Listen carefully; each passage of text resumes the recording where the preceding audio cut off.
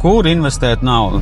Man arī bija tāds periods, kad es to naudu pa labi, pa kreisi investēju. Sviedu iekšā visādos projektos, kuri man liela daļa neizgāja, tikai tādēļ, ka viens foršs nosacījums. Tajā mirklī, ja neienāka nauda no kāda projekta, jau ilgāku laiku, viņš ir jāliek mierā, tur nevajag investēt.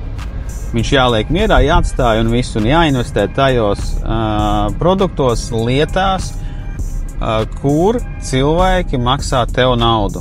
Un tas ir vienkārši unikāls tāds kods savā veidā, kurš arī dod to visu, gan pārliecību, gan notikumus, gan lietas, ja? Ko tas nozīmē?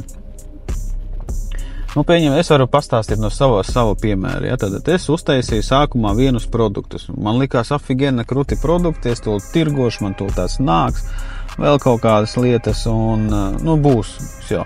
Es investēju tur ap 10 000 kaut kādu, pat vairāk sanāca. Investēju šo naudu un nopelnīju, necik īstenībā. Kaut kādu daļu es tur atgūtu tās visas lietas, bet viss lielākā daļa aizgāja projām. Tikai tāpēc, ka es nepareizi to visu darīju. Reāli man nebija ne pieredze, ne zināšana, ne lietas un tā tālāk, ja. Bija lielāks iedomas nekā viss pārējais. Tad, tas man neizgāja. Tad es mēģināju arī tādu online vidi taisīt, ja, kur programma. Es tur arī saliku lietas, es dabūju klientus, es dabūju tam līdzīgi, un es sapratu, ka tas apjoms, ko es tur nopelnu, nav pietiekuši, lai varētu nosekt visus savas vajadzības, savas vēlmes. Un atkal es tur tā kā sapratu, ka stop, nedzinu to tālāk, apstādināju visu procesu un palaidu. Ja? Un tad pienāca mirklis, kad man jau no ilgiem gadiem ir biznesa, tipogrāfija un ražošana un viss iepakojums, viss, kas saistīts ar šīm te lietām. Man vienkārši tas biznesa, man viņš arī patīk, tāpēc, ka es esmu mācījies jau no tādām jaunības dienām to visu procesu, un man tas interesē, viss tas process, kā tur tas notiekās, kā tur to visu dabūt gatavu. Un es investēju vienkārši nelielas summas tajā biznesā, un man viņš vienkārši aizgāja. Un atbilde ir tā jāiet.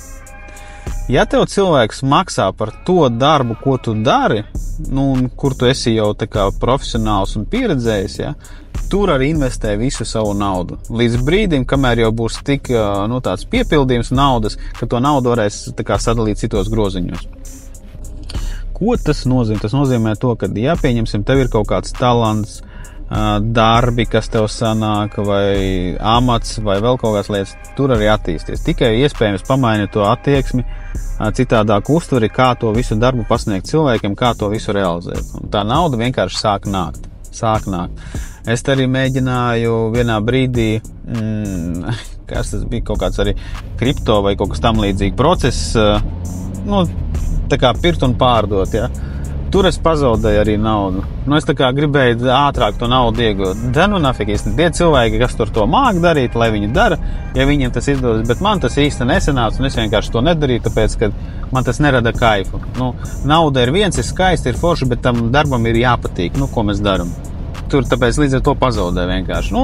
Līdz ar to es atklāju to, ka man reko ir biznesa veids, kur man nāk nauda iekšā, kur cilvēki man reāli princēl.lv, kur reāli viņi kaifo no tā, ko es tur daru, kā es to pasniedzu, kā es tur parādu, kā es domāju par lietām, kā attīstīt cilvēki. Un es līdz ar to vienkārši investēju daudz, gan iekārtās automatizēju, lai viņas strādā vienkāršāk, ātrāk, lai cilvēkam ir jau gatavs, viņš tikko atsūt, bet gatavs. Ja. Tāpēc, ka ir iekārtas saspēja podziņas, un viņi izmet ārā visu gatavu. Ja. Mākslīgā intelektā, automatizācijā, biznesā, viss tas vienkārši ir jādara. Tā ir jāinvestē naudu. Jo citādāk var iedzīvoties parādos, tādā psiholoģiskā, mentālā, trakā pozīcijā, ja viņš to dara cilvēks, un viņam vienkārši nesanāk, tad, tas ir bēdīgi. Tad, kad nāk nauda, tad, kad ir atzinība, tad, kad ir tā kā pateicības, viss, tas ir pavisam cits emocionālais, fiziskais stāvoklis, un tas ir vēl lielāks kaifs to darīt, ja. Tā kā, lai izdodas atrast savu to nišiņu un tajā likt arī iekšā un attīstīt, un gan sev sniegt to visu procesu, gan arī apkārtējiem cilvēkiem piedāvāt to odziņu, kas viss notiekās. Tā kā, lai izdodas.